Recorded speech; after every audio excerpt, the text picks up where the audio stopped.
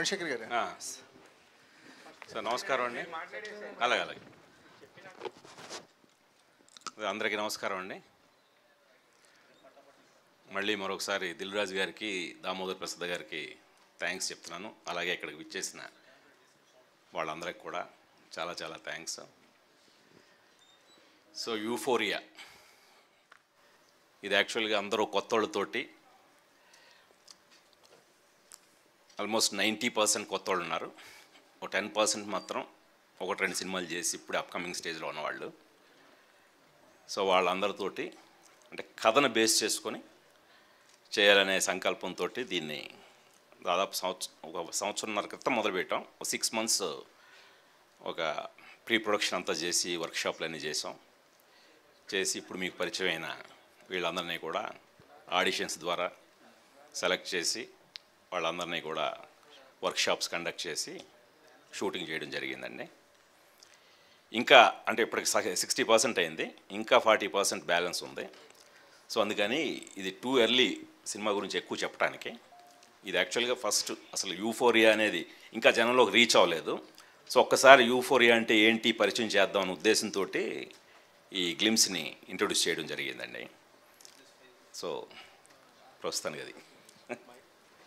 Sir Gunasekhar గారు, sir అంటే ఇప్పటివరకు ఒక historical stories and high budget combinations movies, టెక్నికల్గా హై స్టాండర్డ్స్ ఉన్న మూవీస్ చూసాం మీ నుంచి. ఫస్ట్ యూఫోరియా గ్లిమ్స్ చూడగానే మీరు ఇంత కాంటెంపరీ సబ్జెక్ట్ని డెలివరీ చేస్తారని ఎక్స్పెక్ట్ చేయాలి. అంటే విజువల్స్ కానీ ఇప్పుడు ఎవ్రీడే న్యూస్లో చూసే కంటెంట్ అంతా గ్లిమ్స్లో కనిపించింది. ఈ మత్తు పదార్థాలు కానీ, ఈ నైట్ పార్టీస్, లేకపోతే బిగ్గెస్ట్ ఇష్యూ మన ఇండియా ఫేస్ చేస్తున్న బిగ్గెస్ట్ ఇష్యూని అడ్రస్ చేస్తున్నారు. ఎక్కడైనా మన కలకత్తా ఇష్యూ చూసాం, ఎంత ఇండియా మొత్తం రగిలిపోయింది. సో మీరు అంటే బాలరామాయణం తర్వాత మళ్ళీ ఇంతమంది కొత్త వాళ్ళతో పనిచేయటం ఇదే ఫస్ట్, ఇదే తర్వాత ఇదే ఎలాంటి ఎక్స్పీరియన్స్ ఉంది? అంటే ఏమి అంటే ఒక సామాజిక బాధ్యత కనిపిస్తుంది సినిమాలో. మీరు మత్తు ఈ పదార్థాలు ఇవన్నీ కనిపిస్తున్నా సరే ఒక సోషల్ ఇష్యూని అడ్రస్ చేశారు కదా. మీరు ఎంతవరకు ఈ సబ్జెక్ట్లోకి వెళ్ళటానికి ట్రై చేశారు? అట్ ద సేమ్ టైం ఏంటంటే ఇలాంటి సబ్జెక్ట్తో ప్రయత్నం చేయాలన్న థాట్ ఎక్కడి నుంచి స్టార్ట్ అయింది మీకు? అదే ఇందాక దిల్ రాజు గారు చెప్పినట్టు నా మొదటి సినిమా లాఠీ కూడా ఆల్మోస్ట్ చాలామంది కొత్త వాళ్ళతోటే చేశానండి. ప్రశాంత్ కూడా ఫస్ట్ తెలుగు సినిమా అదే, అప్పుడే తమిళ్లో కూడా వస్తున్నాడు. సో అంటే ఇది యాక్చువల్గా కొత్త వాళ్ళతో చేద్దామా పాత వాళ్ళతో చేద్దామా అనే కాన్సెప్ట్ కాదండి. అంటే ఈ కథ నన్ను చాలా చాలా ఇన్స్పైర్ చేసింది. సో నాకు అంటే మేజర్గా ఒక 2 సంఘటనలు బాగా మూవ్ చేశాను నన్ను.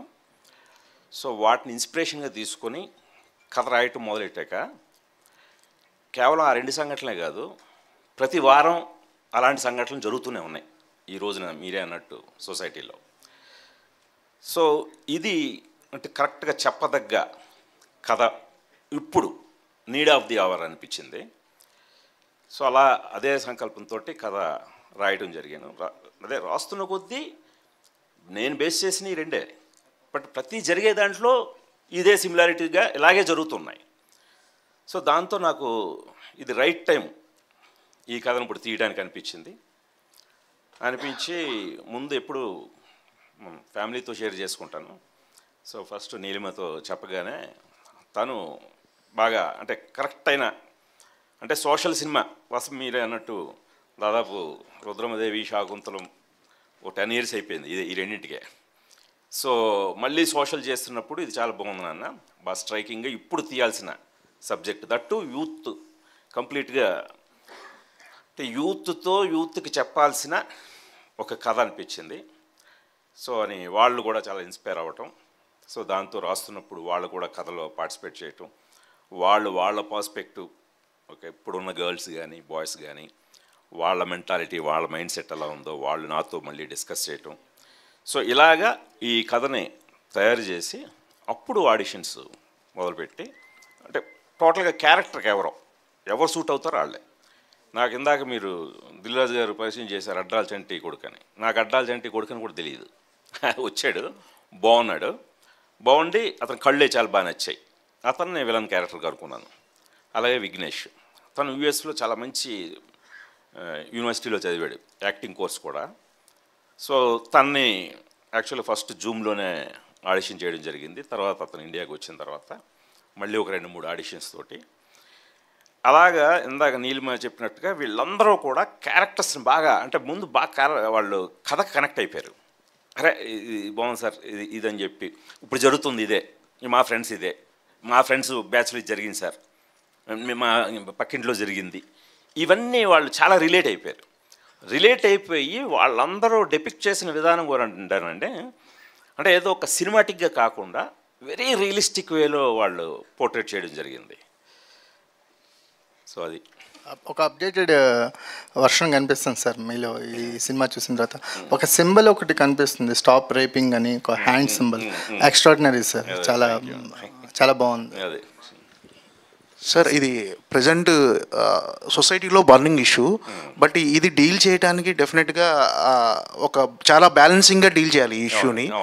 దీంతోపాటు ఈ ఇష్యూని రేజ్ చేస్తున్నప్పుడు దీనికి ఒక సొల్యూషన్ కూడా ఏదైనా చూపించే అవకాశం ఉందా ఈ సినిమాలో? అంటే జరుగుతున్న ఇష్యూని చూపించడం ఎవరికైనా నో ప్రాబ్లం, చూపించేస్తారు, బట్ సొల్యూషన్ చూపించేది ఈ సినిమాకున్న అర్థం ఏంటి?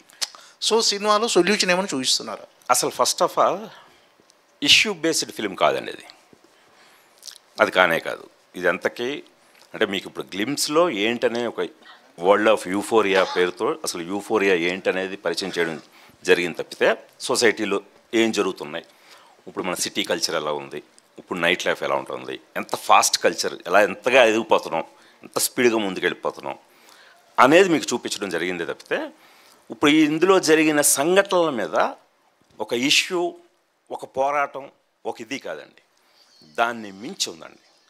అంటే ఇది యాక్చువల్గా conflict between adolescent age, parenting, వీటి మీద బేస్ చేసిన కాదండి అది. ఇది మీ స్టైల్ ఆఫ్ మేకింగ్ కాదు కదా సార్? ఫస్ట్ టైం మీరు ఇలాంటి అటెంప్ట్ చేస్తారు అంటే ఒకటేనండి, నేను ఎప్పుడు నాకంటూ ఒక స్టైల్ ఉందని అనుకోను, కథను బట్టే నా స్టైలు అడాప్ట్ అవుతుంటుంది. సో ఈ కథకి ఇలా కావాలి, ఇప్పుడున్న యూత్ వాళ్ళ మైండ్ సెట్కి తగ్గట్టుగా స్టోరీ టెల్లింగ్ కానీ, నెరేటివ్ కానీ, విజువల్స్ కానీ, డైలాగ్స్ కానీ, ఇవన్నీ కూడా ఈ కథ ఇప్పుడు కుర్రాళ్ళ మీద తీస్తుంది కాబట్టి వాళ్ళకి తగ్గట్టుగా డిపిక్ట్ చేయడం జరిగింది తప్పితే ఇది నా స్టైల్ ఇప్పటివరకు ఉన్న స్టైల్ మారుద్దాం అలా ఏమీ అనుకున్నది కాదండి. అంటే అంటే మీకు ఇప్పుడు ఒక హిట్ అనేది కమర్షియల్, అంటే ఒకప్పుడు గుణశేఖర్ గారు అంటే ఒక బిగ్గెస్ట్ కమర్షియల్ డైరెక్టర్, అంటే మీకున్న ఈ ప్రజెంట్ టైంలో మీకు ఒక కమర్షియల్ హిట్ అనేది కావాలి సార్ డెఫినెట్. అంటే ఇది ఒక రకంగా ఒక ఎక్స్పెరిమెంట్, ఒక రిస్క్ అని ఏమైనా అనిపించలేదు ఇలాంటి సబ్జెక్ట్ చూస్ చేసుకున్నప్పుడు? అండి నాకు తెలిసి దీన్ని మించిన కమర్షియల్ సబ్జెక్ట్ ఇంకోటి లేదనిపించింది. ఎందుకంటే ఇప్పుడు జనంలో వచ్చిన మార్పు కంటెంట్ ఓరియంటెడ్. అందులో సూపర్ స్టార్ ఉన్నాడా, న్యూ కమర్ ఉన్నాడా, తెలుగా, మలయాళమా, హిందీయా, బౌండరీస్ ఏమీ లేవు. మీరు మంచి కంటెంట్, స్ట్రాంగ్ కంటెంట్, జెన్యూన్గా చెప్పండి అని ఇప్పుడు వాళ్ళు ఎన్నో ప్రూవ్ చేశారు. ఆ సపోర్ట్తోనే నేను ఈ కథను నమ్మి దీనికి కూడా ఇప్పుడు మా ఓన్ ప్రొడక్షన్ ఇది, బడ్జెట్ కూడా ఎంత పెట్టుకోలేదండి. అంటే కథ అంటే అంత పొటెన్షియల్ నేను దీంట్లో చూశాను. ఇది చాలా కమర్షియల్గా ఉంటుంది, చాలా పెద్ద కమర్షియల్ సక్సెస్ అవుతుందనే అంత నమ్మకంతో తీయడం జరిగిందండి. సార్ మీ నుంచి మొన్నటి వరకు శాకుంతలం వరకు గుణ టీమ్ వర్క్స్ నుంచి వచ్చాయి మీ బ్యానర్ నుండి. ఇప్పుడు చూస్తే గుణ హ్యాండ్మేడ్ ఫిలిమ్స్ అని పెట్టారు, అంటే బ్యానర్లో ఆ చేంజ్ అయింది, టీమ్ వర్క్స్ తీసేసి హ్యాండ్మేడ్ ఫిలిమ్స్ అని పెట్టారు. అంటే ఇప్పుడు టెక్నాలజీ ఏ రేంజ్కి వెళ్ళిపోయాం, ఏఐకి వెళ్ళిపోయాం, ఆర్టిఫిషియల్ ఇంటెలిజెన్స్. ఏ రోజుకి ఎంత మనం టెక్నికల్గా అడ్వాన్స్డ్ అయిపోయినా సరే ఏ రోజుకైనా చేతి కార్మికులకి ఉన్న విలువ ఎప్పుడు పోదు, దాని వాల్యూ దాందే, ఒక క్రాఫ్ట్స్మెన్షిప్కి. అలాగే నాకు ఈ పర్టికులర్ కథని చాలా ఆర్గానిక్గా, చాలా ఇదిగా చెప్పాలనిపించింది. అంటే దీంట్లో ఎటువంటి మీకు అన్ని రియలిస్టిక్ లొకేషన్స్, మీకు సీజీలు కూడా ఉండవండి. అంటే ఈ కథను బట్టి మీకు ఆల్మోస్ట్ 0 సీజీ అయి ఉంటుంది. సో అంటే కథనే కథగా తీయడం అంటే ఆల్మోస్ట్ చేత్తో తీసిన ఒక సినిమా లాంటిది అనమాట. అది డెపిక్ట్ చేయాలి ముందు అని చెప్పి, అంటే ఇలాంటి కథల్ని గుణ హ్యాండ్మేడ్ ఫిల్మ్స్ అని తీస్తే బాగుంటుందని చెప్పి ముందు బ్యానర్ పేరు కూడా రాయడం జరిగింది. సార్ ప్రొడ్యూసర్ గారు నీలిమ గారు హాయ్. ఈ సినిమా 60% అయిపోయింది, ఇంకో 40% ఉందన్నారు. ఈ ఇయర్ ఎండింగ్ లోపు రిలీజ్ ఎక్స్పెక్ట్ చేయొచ్చా, లేదంటే నెక్స్ట్ ఇయర్ ఉంటుందా? ఎర్లీ 2025 అండి, ఫెబ్ టైం అనుకుంటున్నాం. Thank you. గుణశేఖర్ గారు, సో మీ టైం లైన్లో అంటే ఒక లాస్ట్ ఒక 15 years వెనక్కి వెళ్తే you are one of the unconventional director. అంటే ఒక టెక్నాలజీ రిలేటెడ్ కానీ ఏదైనా సరే మీరు చాలా కొత్తగా ఇంప్లిమెంట్ చేశారు ఈ సినిమాలో. ఇప్పుడు ఈ సినిమాకి వచ్చేటప్పటికి there are more of idioms and leak lights and modern arts ఎక్కువ కనిపిస్తున్నాయి. సో మీ దృష్టిలో న్యూ ఏజ్ సినిమా అంటే ఏంటి సార్ అసలు? అంటే ఒక అడ్వాన్స్మెంట్, టెక్నాలజీలో వస్తున్న అడ్వాన్స్మెంట్ని వాడుకొని కొత్త కథల్ని కొత్తగా చెప్పటమేనండి. అలాగే చేయడం జరిగింది ఇది. అంతే తప్పితే new age film, new age technology అంటూ ప్రత్యేకంగా ఉండదు. ఉన్నదాన్ని ఇప్పుడు ఈ రోజునే వస్తుంది. ఇప్పుడు ఇందాకే చెప్పినట్టు ఇప్పుడు ఏఐ ఎక్కువ వాడుతున్నారు. ఇప్పుడు ఇదివరకు సీజీలు మనకి ఏఐ టెక్నాలజీ రాకముందు సీజీఎల్ కొంచెం కష్టంగా ఉండేది. ఇప్పుడు ఏఐ వచ్చిన తర్వాత కొంతది అడాప్టేషను, అదొక అడ్వాన్స్మెంట్ ఉపయోగపడుతుంది. సో అలాగా ఇప్పుడు అంటే ఇప్పుడు నేను ఇందాక చెప్పినట్టుగా దీంట్లో సీజీలే లేవు కానండి, టెక్నికల్గా చాలా హై స్టాండర్డ్లో, అంటే మీరు చూస్తే ఊరిని డ్రోన్లే కూడా కాదండి, ఎఫ్పివి ఎక్విప్మెంట్లే వాడాం. సో నాకు అందుకనే దీనికి కొత్త టెక్నీషియన్స్ని కూడా, ముఖ్యంగా ప్రవీణ్ కే పోతన్ అనే ఒక డిఓపిని ఇంట్రొడ్యూస్ చేస్తున్నాను. అంటే ఈ కథని నేను ఎంత కొత్తగా చూడాలో ఒక కొత్త కెమెరామెన్ అయితే ఇంకా కొత్తగా చూస్తాడని చెప్పి అతనికి ఇది ఫస్ట్ ఈ సినిమాతో అతను ఇంట్రొడ్యూస్ చేయడం జరుగుతుంది. తను ఇదివరకు పిఎస్ వినోద్, రత్నవేలు గారి దగ్గర వర్క్ చేశాడు. సో అలాగా ఆ టీం అందరినీ కూడా ఒక కొత్త వాళ్ళని ఇంట్రొడ్యూస్ చేస్తూ నన్ను నేను కొత్తగా ప్రజెంట్ చేసుకోవడం కూడా ఈ కథకు అవసరం అనిపించిందండి. సార్ ఎంతవరకు అప్గ్రేడ్ చేసుకోగలిగారు ఈ కథనాల విషయంలో? అంటే మీ ప్రీవియస్ ఫిలిమ్స్ రిజల్ట్స్ బేస్ చేసుకున్నా, లేదంటే సినిమా రిజల్ట్స్కి మనం తీయడానికి ఏం సంబంధం ఉండదు సార్. సినిమా రిజల్ట్ అనేది మన చేతుల్లో ఉండదు. మనం సిన్సియర్గా మన ఎఫర్ట్ పెట్టామా లేదా. ఈ రోజుకి నేను ధైర్యంగా కూర్చొని నేను ఇంకొక సినిమా ప్రొడ్యూస్ చేస్తూ డైరెక్ట్ చేయగలుగుతున్నానంటే ఎప్పుడు నా ఎఫర్ట్లో లోపం లేదు. ఆ నమ్మకంతో ముందుకు వెళ్తుంటాం. సో అలాగే మన పని మనం చేసుకుంటూ పోవటమే. రిజల్ట్ అనేది జనం ఇస్తారు, వాళ్ళకి నచ్చితే చూస్తారు, నచ్చకపోతే తిరస్కరిస్తారు. దాన్ని బట్టి కొత్త పాటలు నేర్చుకొని ఇంకా కొత్తగా ఏం చెప్పాలి, ఇంకా జనాలకి ఏమి ఆశిస్తున్నారు, ఇంకా ఎంత కొత్తగా చెప్పాలనే ప్రయత్నంలో ముందుకు వెళ్ళానండి. సార్ గుణశేఖర్ గారు, ఇక్కడ సార్ సార్ సార్ ఒక పక్క చిరంజీవి గారు, మహేష్ బాబు గారు పెద్ద పెద్ద సినిమాలు, పెద్ద పెద్ద స్లామ్, అట్లాగా ఒక చార్మినార్ సెట్ చూడాలన్నా, ఒక మధుర మీనాక్షి టెంపుల్ చూడాలన్నా, అరే గుణశేఖర్ గారి సెట్కి వెళ్తే సరిపోతుంది అన్నంత పెద్ద యూఫోరియా ఉండేది మీకు, రైట్? అలాంటి టైంలో ఇప్పుడు మీరు ఒక కొత్త వాళ్ళతో అంటే ఇప్పుడు మీలాంటి వాళ్ళకి ఒక 25 ఏళ్ల కిందట వేరు, కానీ ఇప్పుడు ఎలా అనిపిస్తుంది సార్ ఆ వేరియేషన్? చాలా బాగుంది సార్. వీళ్ళందరితో పనిచేస్తుంటే మళ్ళీ నన్ను నేను కొత్తగా జనాలకు ఇంట్రడ్యూస్ చేసుకుంటున్నంత ఆనందం ఉంది, అంత ఎనర్జీగా ఉంది. నిజంగా అదే యూఫోరిక్ ఇప్పుడు ఫీల్ అవుతున్నాను నేను. ఎవ్రీడే అసలు షూట్ చేస్తుంటే మామూలు ఉత్సాహంగా లేదు. ఇంకా ఇప్పుడు 40% బ్యాలెన్స్ ఉంది. ఈ కుర్రాళ్ళకు కొందరికి గెడ్డాలే పెరగాలి, అంటే వాళ్ళకి టీనేజ్ పార్ట్, ఎడాల్సెంట్ ఏజ్ పార్ట్ తీయడం జరిగింది.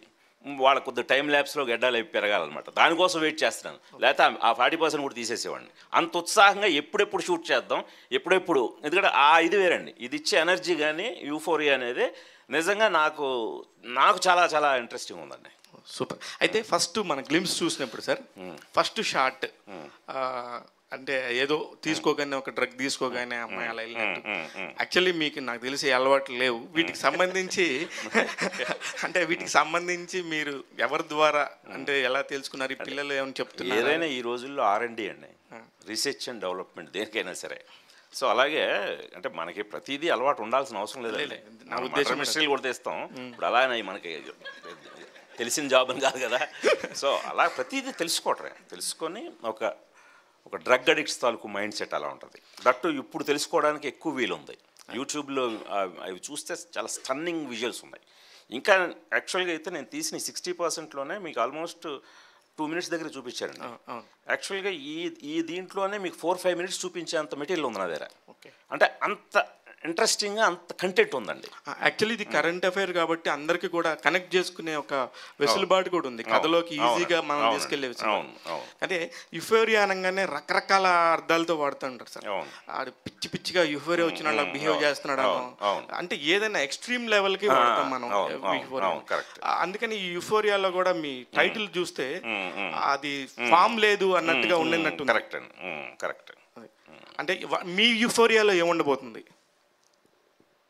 అంటే ఎగ్జాక్ట్ యూఫోరియాకి మీనింగ్ నేను ఈ కథ కనుక్కొని పెట్టిందండి, భావోద్వేగాలు, ఒక అతి భావోద్వేగాలు, ఎక్స్ట్రీమ్ ఎమోషన్స్, అదుపు చేసుకోలేని భావోద్వేగాలు, అదుపు చేసుకోలేని ఉల్లాస ఉత్సాహాలు, యూఫోరియా. గుణశేఖర్ గారు సార్ ఇక్కడ సార్ గ్లింప్స్ చూస్తే డిఫరెంట్ ఉన్నాయి, అంటే మీ నుండి ఎక్స్పెక్ట్ చేయలేదు, మీ ఫిల్మోగ్రఫీ చూస్తే అందు నుంచి ఇలా వస్తాయి అనుకుని షూట్ చేసింది. కానీ ఇప్పుడు ఏది చెప్పినా సమాజంలో మీరు పేరెంటింగ్ గురించి డిస్కస్ చేస్తున్నాను స్టోరీ అంటున్నారు, పేరెంటింగ్ పిల్లలని ఇప్పుడున్న సిచ్యువేషన్స్ భయంకరంగా ఉన్నాయని అందరికీ తెలుసు, కానీ అది మనం బయటకు ఎక్స్ప్లోర్ చేయలేకపోతున్నాం. ఏదో సోషల్ మీడియాలోనే ఎక్కడో చూస్తారు, కానీ ఇలాంటి సోషల్ ఫార్మేట్ సినిమా ఫార్మేట్లో ఎక్కువగా చూడలేరు. పేరెంటల్ ఇష్యూ ఇవి ఉంటాయి. సో మీరు ఎంత చెప్దామన్నా, సోషల్ మెసేజ్ ఎంత చెప్దామన్నా 70% 30% అంటే ఆ క్యారెక్టర్కి ఇంట్రడ్యూస్ చేసేటప్పుడు క్యారెక్టర్ యొక్క ఆర్క్ చూపించడానికి వస్తుంది. సో ఇది నెగిటివ్ ఎక్కువ వెళ్తాయి కదా, మీరు ఎంత లాస్ట్లో ఒక 10 minutes 15 minutes చెప్పినా సరే ఈ నెగిటివ్ ఇవన్నీ ఎక్కువ వెళ్తాయి కదా, సమాజంలో ఎలా ఉంటుందండి? అంటే ఫస్ట్ ఆఫ్ ఆల్ నేనైతే ఇది మెసేజ్ అయితే చెప్పదలుచుకోలేదండి, ప్రీచింగ్ అసలు ఉండదండి. అంటే మనల్ని మనం ప్రశ్నించుకునేలా ఉంటుంది. అడాలసెంట్ ఏజ్ అనేది 13 to 19 years, ఆ టీనేజ్ చాలా అంటే ముఖ్యమైన దశ. మనం ఆ దశలో మన చదువు సంస్కారాలే మనల్ని ఒక వ్యక్తిత్వ వికాసం వైపు ఒక నిర్మింపజేస్తాయి. అదే మన జీవితం. అక్కడ మనం ఏదైతే తయారవుతామో అదే మన రెస్ట్ ఆఫ్ లైఫ్. సో దాంట్లో మిమ్మల్ని మీరు నియంత్రించుకోలేని, మీకు చదువు లేకపోయినా, సంస్కారం ఇంట్లో నేర్పాల్సిన సంస్కారం నేర్పలేకపోయినా అది మీ మీద ఎలా ప్రభావం చూపిస్తుంది, దానికి నువ్వెంత బాధ్యుడివి, దాన్ని నువ్వు నియంత్రించుకోవటం ఎలాగా, ఇదే పేరెంటింగ్ యాంగిల్లో. సో మన జీవితంలో మనం ఎన్నో గోల్స్ ఉండొచ్చు. ఇప్పుడు పిల్లలు విననంత అడ్వాన్స్డ్ అయిపోవచ్చు. మన జనరేషన్లో కంట్రోల్ చేయదగ్గ పిల్లలు కాదు ఇప్పుడు. బట్ అయినప్పటికీ పేరెంటింగ్ అనేది చాలా చాలా అవసరం ఆ దశలో. అట్ ది సేమ్ టైం ఇప్పుడు మన పాత జనరేషన్లో పేరెంట్స్ కంటే ఇప్పుడు స్వేచ్ఛ పేరిట, వాళ్ళకి ఫ్రీడమ్ పేరిట, ఫ్రెండ్లీ నేచర్ పేరిట ఎక్కువ స్వేచ్ఛనిచ్చేస్తున్నారు. అది కరెక్ట్గా వాడుకోవట్లేదు, అది మితిమీరిపోతుంది. ఆ మితిమీరిపోయినప్పుడు మన సంస్కారంగా మన మంచి ఫ్యామిలీలోనే మంచి విద్యాబుద్ధులు ఉన్న కుటుంబంలోనే పుట్టిన వాళ్ళు కూడా తప్పుదారి, ఇప్పుడు ఏదైతే మనం చెప్తున్నామో అది కంట్రోల్ చేసుకోకుండా తప్పుదారి పట్టినప్పుడు మామూలు ఎఫెక్ట్ అవుతుంది. అతను ఒక్కడే కాదు, చుట్టుపక్కల ఉన్న వాళ్ళందరిది, ఆ కుటుంబానిది, ఆ చుట్టుపక్కల ఉంది, at the same time society, ఆ ఇంపాక్ట్ సొసైటీ మీద కూడా పడుతుంది.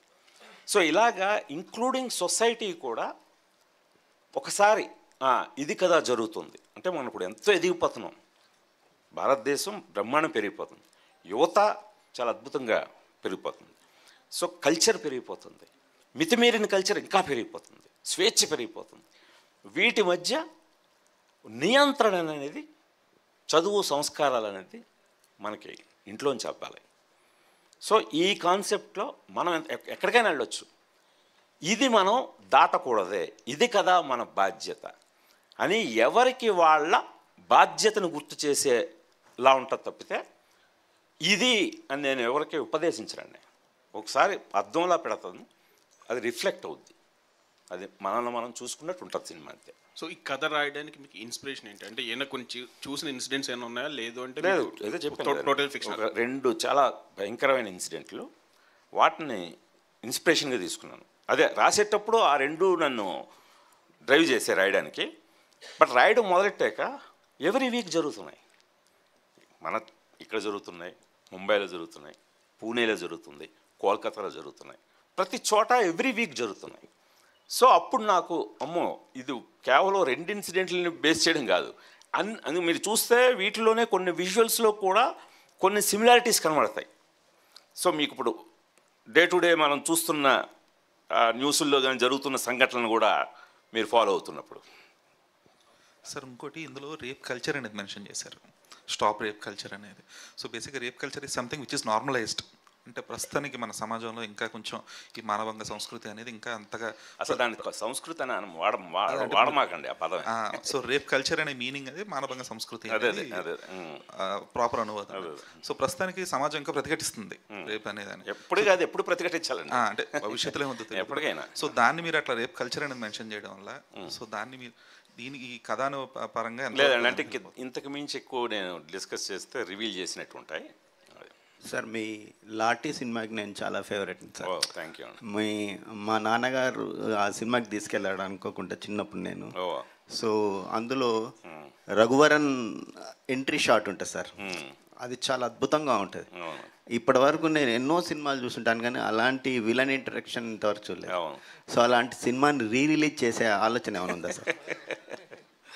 దాని నిర్మాత మేడికొండ మురళీకృష్ణ గారు, ఆయన అడుగుదాం. ఓకే. ఇంకోటి సార్, ఇలాంటి యుఫోరియా అనే కథ రాయాలంటే చాలా గట్స్ ఉండాలి సార్.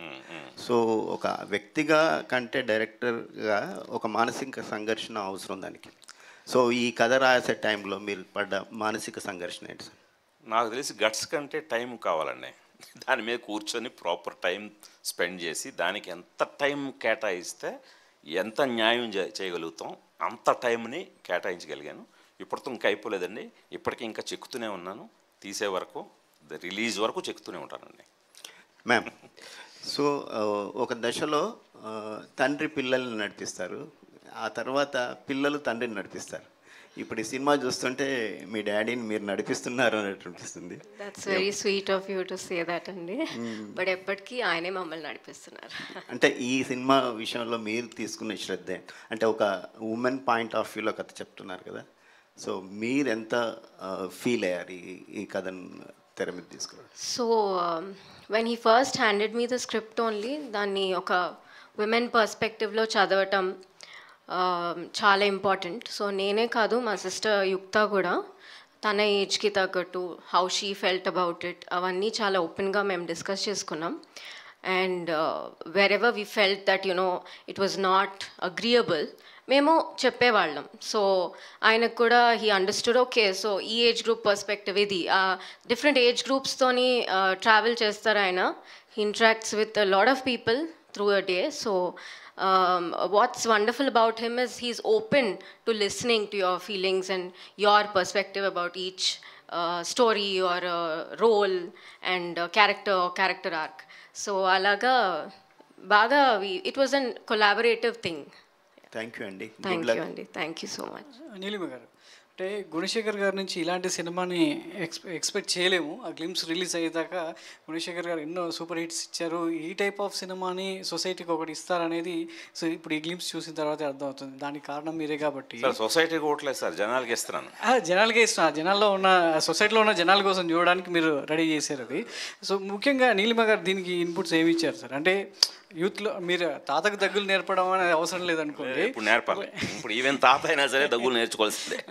నీలిమ గారి నుంచి ఎలాంటి ఇన్పుట్స్ తీసుకున్నారు? అవి ఈ సినిమాలో మీ కథలో ఎంతవరకు ఇన్కార్పొరేట్ చేయాలి? అదే తను చెప్పినట్టు ఇందాక చెప్పింది కదా, అంటే వాళ్ళ పర్స్పెక్టివ్లో ఈవెన్ 1-2 సందర్భాల్లో అయితే తను కన్విన్స్ కూడా కాలేదు కొన్ని ఇన్సిడెంట్లకి. సో చాలా ఫైట్ చేసింది. అసలు ఈ క్యారెక్టర్ ఇలాగా యాక్సెప్టబుల్ కాదు అని బాగా ఫైట్ చేసింది. సో నేను దానికి లేదు, ఇప్పుడున్నది ట్రూ టు ద స్టోరీ చెప్పాలనుకుంటున్నాను. చాలా అంటే వెరీ హార్డ్ హిట్టింగ్ ఉంటుంది చాలా వరకు స్టోరీ నరేషన్ కూడా, ఇన్సిడెంట్స్ అవి కూడా.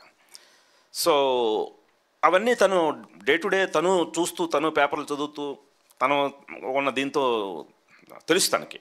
బట్ అయినప్పటికీ ఇది ఎంత హార్డ్ హిట్టింగ్గా చెప్పాలా, చెప్తే ఇది యాక్సెప్టబులా అన్నప్పుడు దాన్ని యాక్సెప్ట్ చేయటానికి సపోర్టింగ్గా ఏమేమి చేయొచ్చు అలాంటివన్నీ చేసి మళ్ళీ వినిపించేవాడిని. అప్పుడు ఇది ఈవెందో చాలా చేదుగా ఉంది ఇది, బట్ ఇంత చేదు దాన్ని కూడా కరెక్ట్ ఇది చెప్పి తీరాల్సిందే, అలాగ తను కన్విన్స్ అయిన సందర్భాలు ఉన్నాయి. సార్ అంటే మనం రోజువారీ చూస్తున్నాం సంఘటనలు, రక్తం మరిగిపోతుంటుంది, స్పందించాలనుకుంటాం, సొసైటీలో ప్రతి ఒక్కరు కూడా ముందుకు వచ్చి చెప్పాలనుకుంటున్నారు. కానీ మీకు ఉన్నటువంటి మాధ్యమం, సినిమా మాధ్యమం ద్వారా చెప్తే అది ఇంకెక్కువగా రీచ్ అయ్యే సందర్భం కూడా ఇదే కాబట్టి దీన్ని ఎంచుకున్నారు. సో రెండోది అంటే దానికి ఒక్క చిన్న సారీ ఫర్ ద ఇంటరప్షన్ అండి. దానికి ఎగ్జాంపులే నేను ఈ మన హైదరాబాద్లో చాలా అన్ని రియలిస్టిక్ లొకేషన్స్ అండి. మేము ఏ లొకేషన్కి వెళ్ళినా ఏంటి మనం తీయబోయే కంటెంట్ ఏంటి అడుగుతారు. కొన్ని గవర్నమెంట్ లొకేషన్స్ అండి, అంటే వెరీ సెన్సిటివ్ లొకేషన్స్ కూడా. అసలు ఎవరు పర్మిషన్లు, అసలు మీరేంటి సినిమా షూటింగ్ పర్మిషన్ అడుగుతారేంటి అని ఆశ్చర్యపోయి, నేను కంటెంట్ ఇది అని చెప్పిన వెంటనే need of the hour sir మేము ఇస్తాం తీసుకోండి అని ఫస్ట్ టైము వాళ్ళు గవర్నమెంట్ సపోర్ట్ ఇచ్చి లొకేషన్లు ఇచ్చిన సందర్భాలు ఉన్నాయండి ఈ కథకి. అదే గవర్నమెంట్ చాలా డిపార్ట్మెంట్స్ కూడా గతంలో వచ్చినటువంటి సినిమాల్లో చిన్న డ్రగ్ సంబంధించినటువంటి సీన్స్ కనబడ్డా అబ్యూజ్ చేసిన వాళ్ళకి నోటీసులు ఇవ్వడం మనం చూసాం, మన వార్తల్లో కూడా మేము కూడా రాసిన సందర్భాలు ఉన్నాయి. ఇది ఒక సొసైటీకి అంటే యువతలో జరిగేటువంటి ఇష్యూలు యువత ద్వారా చెప్పే ప్రయత్నం చేస్తున్నారని దాకా చెప్పడం జరిగింది. మరి అలాంటి ఇష్యూస్ని ఇప్పుడు గవర్నమెంట్ దీన్ని బయటకు వచ్చిన తర్వాత ఎలా ఇంకా 40% బ్యాలెన్స్ షూటింగ్లో ఇప్పుడు ఇదే గవర్నమెంట్ సైడ్ నుంచి చాలా అద్భుతమైన సపోర్ట్ ఉంది సార్. అదే ఇప్పటివరకు అసలు ఎవరు చేయని లొకేషన్లు వాళ్ళు మాకు షూటింగ్ కూడా ఇవ్వబోతున్నారు. ఆల్రెడీ చేసినవి కొన్ని, ఇంక చేయబోయేవి కూడా. అంటే వాళ్ళు ఇప్పుడు తెలంగాణ యాంటీ నార్కోటిక్స్ బ్యూరో వీళ్ళు కానీ వీళ్ళందరూ అసలు ఈ కథ చాలా కరెక్ట్, అంటే need of the hour sir, దీన్ని మీరు చాలా పవర్ఫుల్గా చెప్తున్నారు, మీకు ఏం కావాలి అని పూర్తి సపోర్ట్ ఇవ్వడం జరుగుతుందండి. గుణశేఖర్ గారు sir, sets, CG works, star cast లేకుండా సినిమా తీశారు, గుణ హ్యాండ్మేడ్ ఫిల్మ్స్. ఎస్ సార్, ఈ ఎక్స్పీరియన్స్ ఎలా ఉంది సార్ చాలా రోజుల తర్వాత? చాలా ప్రశాంతంగా ఉంది. ఎందుకంటే మన భవిష్యత్తు ఇంకోటి చేతిలో ఉండదు, మన చేతిలో ఉంటుంది. ఇప్పుడు మనం తీసిన తర్వాత మళ్ళీ మధ్యలో ఇంకోటి చేతిలోకి వెళ్ళి వాడు బాగా చేయాలి వర్క్, వాడి క్వాలిటీ బాగుండాలి, వాడి క్వాలిటీ బాగోకపోయినా అది మళ్ళీ నా మీదే పడుతుంది. సో ఇవన్నీ పడుతుంటాం. ఇది ప్రాసెస్ ఆఫ్ ఫిల్మ్ మేకింగ్, ఇదన్నీ పడాల్సిందే. దానికి ఎంతెంత టైం కావాలో అంతంత టైం పెడతాం. బట్ ఈ పర్టికులర్ సినిమాకి అయితే అది చెప్పాను కదా, షూట్ అండ్ రిలీజ్ అనమాట, అంతే. ఇన్ బిట్వీన్ వేరే ఎవడ ఉండడు, నేనే. గుణశేఖర్, ఇండస్ట్రీలో ఒక పని చేసేటప్పుడు నచ్చిన వ్యక్తులకి స్టోరీ నరేట్ చేస్తుంటాం. అట్లా మీరు మీ నచ్చిన వ్యక్తులకి ఎవరికైనా స్టోరీ నరేట్ చేశారా? అంటే స్టార్స్ కావచ్చు, ఇంకెవరైనా కావచ్చు, వాళ్ళ అప్లాజెస్ ఏమైనా వచ్చినాయన్నా? నేను అలా స్టార్స్ కదా చెప్పలేదండి. అదే మీ దగ్గర బంధువులు కానీ ఎవరికైనా, అంటే నా టీం, ఇప్పుడు నేనే కాదు కదా, నా టీం ఉంటారు. నా టీం అందరితోటి, నా డైరెక్షన్ డిపార్ట్మెంట్ కానీ, నా కెమెరా డిపార్ట్మెంట్, వీళ్ళందరితోటి ఎప్పుడు డిస్కస్ చేసి వాళ్ళు ఎలా కన్విన్స్ అవుతున్నారు, వాళ్ళకి ఏమైనా డౌట్స్ ఉంటే ఆ డౌట్స్ని మళ్ళీ రెక్టిఫై చేయటం, ఈ ప్రాసెస్ అయితే ఉంటుందండి. సార్ మీరు అంటే ప్రీవియస్ సినిమాల్లో మీరు ఏ సినిమా చేసినా కూడా ఏదో ఒకటి హైలైట్ అవుతూ ఉంటుంది ప్రతి సినిమాలో, డైలాగ్ డెలివరీ కావచ్చు, సెట్స్ కావచ్చు, ఇంకేమైనా కావచ్చు. అదేవిధంగా ఈ సినిమా ద్వారా నైట్ లైఫ్, హైదరాబాద్ అంటే నైట్ లైఫ్ ఎలా ఉంటుంది, ఇది హైలైట్ అయ్యే అవకాశం ఉందా? అంటే ఇప్పుడు మీరు చూసిన గ్లిమ్స్లో ఎక్కువ పాట అది చూశారు కాబట్టి అంటున్నారు. ఇది కథ అండి, టోటల్ మోర్ దాన్ దిస్. ఇది జస్ట్ మీకు ఒక ఇది చూపించానంతే. మోర్ దాన్ దిస్ చాలా హార్డ్ హిట్టింగ్ స్టోరీ ఉందండి. ఈ స్టోరీయే చాలా డామినేట్ చేస్తుందండి. సార్ గుణగారు, సార్ మీ ఆఫీస్కి వచ్చిన ప్రతిసారి కూడా ఎప్పుడు మీరు సినిమా తీస్తున్నా సరే దానికి సినిమాకి సంబంధించిన ఒక స్కల్ప్చర్ అంతా అక్కడ నీట్గా ఆర్డర్లో ఉంటుంది. పొరపాటున మీకు కూడా మాకున్న పరిచయం తోటి అది ఇక్కడ అండి, ఇక్కడ అల్లు అర్జున్ ఇక్కడికి వచ్చి నించుంటాడు, ఇక్కడ అనుష్క ఇలా వస్తారు, రాణా ఇలా ఉంటాడని ఇలా అన్ని చెప్తా ఉంటారు. యుఫోరియాకి ఒకవేళ మీ ఆఫీస్కి వస్తే ఏముంది సార్ చూపించడానికి? మొత్తం పుస్తకాలు ఉన్నాయండి. పుస్తకాలు, న్యూస్ పేపర్లు, R&D books, files, GOs, government GOs, అంతకుముందు ఇచ్చిన తీర్పు ఫైల్స్, అన్ని జడ్జిమెంటల్, అంటే రీసెర్చ్ అండ్ డెవలప్మెంట్ సంబంధించినంత ఉంది. ఓకే, చూసుకోవచ్చు సార్. ఇది ఒక్కటే క్వశ్చన్ సార్, ఇది ఈ పింక్ కలరే సార్ పోస్టర్ అంతా కూడా, దీనిలో కూడా ఏదన్నా కథ చెప్తున్నారా సార్? ఎందుకంటే పింక్ లేడీస్ లైట్ పడేసరికి పింక్ గా అయింది, ఇది రెడ్ అండి, కొంచెం రెడ్ అని చేయాలి. ఓకే అండి. గుణశేఖర్ గారు హియర్. సార్ మీ యాక్షన్ బ్లాగ్స్కి చాలా మంచి ఫ్యాన్ అండి నేను. నా క్వశ్చన్ ఏంటంటే, ఇప్పటి వరకు మీరు తీసిన సినిమాలన్నిటికి తెలుగు టైటిల్స్ ఉన్నాయి, సైనికుడు, రుద్రమదేవి, వాటర్ అన్నీ ఇప్పటి వరకు ఒక్కడు. ఫస్ట్ టైం ఒక ఇంగ్లీష్ టైటిల్ పెట్టారు, సో ఒక ట్రాన్స్లోకి తీసుకెళ్ళిపోయారు, different trance one compare to మీ ప్రీవియస్ ఫిలిమ్స్. ఇప్పుడు నా ప్రీవియస్ ఫిలిమ్స్ అని పక్కన పెట్టండి, మీకు నచ్చింది కదా, షాక్లో ఉన్నాను సార్. గుడ్. సో ఇలా ఇంగ్లీష్ టైటిల్ పెట్టడానికి రీజన్ ఏంటి? ఫస్ట్ టైం పెట్టారు మీరు. మంచి క్వశ్చన్ అడిగారు. ఫస్ట్ టైం కథ రాస్తున్నప్పుడు ఉద్వేగం అని రాశాను. వీళ్ళు ఎవరికి అర్థం కాలే. బాబోయ్ వద్దన్నారు టైటిల్. ముందు ఆపే అన్నారు, అసలు రాయడం ఆపే అన్నారు. అదేంటి ఉద్వేగం అంటే ఏంటన్నారు. ఉద్వేగం అంటే ఏంటంటే భావోద్వేగాలు, అందులో ఒక ఉద్వేగం, ఇది ఒక emotional story, emotional roller coaster రైడర్లో ఉంటుంది. దీన్ని టోటల్ ఫీలే ఒక యూఫోరిక్ వరల్డ్ అది బాగుంది. ఏమన్నా యూఫోరియా అలా పుట్టింది. సో అంటే అదే ఇప్పుడు ట్రెండ్ ఉద్వేగం అంటే ఎవరికి అర్థం కావట్లేదు. అంటే తెలుగు అర్థం కాని రోజుల్లో ఉన్నాం, తెలుగుకి డిక్షనరీలు వెతుక్కునే రోజుల్లో ఉన్నాం. అందువల్ల మీరు అన్నది కరెక్టే. ఫస్ట్ తెలుగు టైటిల్తో మొదలెట్టి దాన్ని ఇది ఎవరి కోసం తీస్తున్నాం. ఎందుకంటే ఇప్పుడు మెయిన్ ఈ దీనికి రావాల్సింది మెయిన్ యూత్ని ఏం చేసింది, అలాగే పేరెంట్స్. సో ముందు యూత్కి వాళ్ళకి రీచ్ ఉండాలి. అందువల్ల వాళ్ళకి అలవాటైన భాషలో పెట్టాలని తప్పితే ఇదేదో తెలుగుకి ఎగైనిస్ట్గా ఇప్పటివరకు చాలా అన్నీ మీరు అన్నట్టు తెలుగు టైటిల్సే పెట్టానుగా. సో గుణశేఖర్ గారు 2.0 వెర్షన్ అనుకోవచ్చా సార్ ఈ సినిమాతో?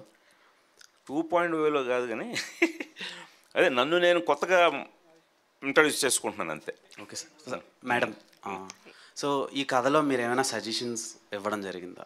అదే ఇప్పుడే చెప్పాం కదండి. So when he wrote the script and send it over to me, I went through it and like అప్పుడు క్యారెక్టర్స్ ఎలా ఉన్నాయి, వాళ్ళు బిహేవ్ చేసిన విధానం ఏంటి. So I also placed my self in some of the characters and thought. So చాలా నాళ్ళ తర్వాత నేను ఆల్మోస్ట్ దీనికి ఒక 15 వెర్షన్లు రాశాను. 15 వెర్షన్స్ అంటే ఎవరు చదివినా వాళ్ళ డౌటు, మళ్ళీ ఆ డౌట్ కరెక్టా కాదా, సెన్సిబులా కాదా, మళ్ళీ 4-5 అందరూ ఎక్కువ మెజారిటీకి అదే డౌట్ ఉందా, ఇవి మళ్ళీ అడ్రస్ చేసుకుంటూ మళ్ళీ ఇంకో వెర్షన్. ఎన్నో వెర్షన్కి కన్విన్స్ అయ్యారు మీరు? That's what some 16th, 17th, because so many questions were addressed at that point. So అవును, ఆవిడ చాలా మంచి రోల్ చేస్తున్నారండి, ఒక ముఖ్యమైన పాత్ర చేస్తున్నారు. ఆవిడది కూడా మళ్ళీ ఓ మంచి మీరు అన్నట్టుగా మళ్ళీ మా ఒక్కడికి ఏం తీసిపోకుండా ఉంటుంది. Thank you to all the media. Thank you Nilima garu. పాపం అడగబోతున్నారు. Yeah, please. Last question. Kalabhairava గారి మ్యూజిక్ అయితే చాలా బాగుంది సార్. ప్రవీణ్ గారి డిఓపి కూడా చాలా కొత్తగా చాలా బాగా చూపించారు. అంటే ఎక్కడ చూసినా Gunasekhar film producer by Neelima గుణ. అంటే మీ ఫ్యామిలీ నుంచి అంటే మీరు ప్రొడ్యూసర్గా వేరే వాళ్ళకి ఎవరైనా అనుకున్నారా, మరి అంటే మేడం తోటే చేద్దామని అనుకున్నారా? అంటే ఇది కథ అనుకున్న తర్వాత ఎప్పుడు మన పాత్రికేయ మిత్రులు అడిగారు కదా, ఇప్పుడు జనరల్గా ఒక కథ అనుకుంటానండి. మన సినిమా ఇండస్ట్రీలో దాన్ని మెటీరియలైజ్ చేయాలంటే హీరో ఎవరు, మార్కెట్ ఎంత, బిజినెస్ ఏంటి, ఈ లెక్కలు చూసుకునే ప్రాజెక్టులు ముందుకు వెళ్తాయండి. సో అందువల్ల ఇలాంటి కథలు చెప్పాలనుకున్నప్పుడు ఇవేం చూడకూడదండి. సో అందుకని ఎవరు చూడరు, మనం చూడం. మేము మా కుటుంబంలో మా అందరికీ ఒక ఫిలిం మేకింగ్ అనేది ప్యాషన్తో, సో బాగుంది ఇది చెప్దాం అని నీలిమ ఎలాగో యుక్త అలాగా నా మిసెస్ రాగిణి మేమందరం ఒకే పేజ్ మీద ఉంటాం. సో వాళ్ళు ముందు కన్విన్స్ అయ్యి లేదు ఇది చేద్దాం, ఇది బాగుంది అని అనుకున్నప్పుడు ఈ లెక్కలు ఏం వేసుకోలేదు. అలాగే ఇది చెప్పాను కదా, ఇది ఖర్చులో మీకు ఏ భారీ సినిమాకి తీసిపోదండి. కథకి ఎంత కావాలో అంత పెడతాం. ఏదైనా కూడా బిజినెస్సే కదా sir, business point of view sir. ఇక్కడ సార్ సినిమా అంటేనే ఒక బిజినెస్ మార్కెట్ అది దానికి ఉంటుంది. కానీ ఇప్పుడు మీరు ఏ పేరు చెప్పినా సరే హీరో పరంగా కానీ హీరోయిన్ పరంగా కానీ ఎక్కడ పేరు లేరు. ఈవెన్ కెమెరామెన్ కానీ ఒక కాలభైరవ గారు ఇప్పుడు ఈవెన్ మీరు తప్ప మీ మీదే బిజినెస్ జరగాలంటారు. నా కథ మీద జరుగుతుందండి. ఇప్పుడు మీరు పేర్లు ఏమీ లేని డబ్బింగ్ సినిమాలు 100 కోట్లు కలెక్ట్ చేసి పెడుతున్నాం కదా మనమే, అంత పొటెన్షియాలిటీ ఈ కథకైతే ఉందని నమ్మానండి. All the best sir. Thank you అండి. Thank you media. Thank you so much. Thank you Nilima garu. Thank you Gunashekar garu. We are eagerly waiting.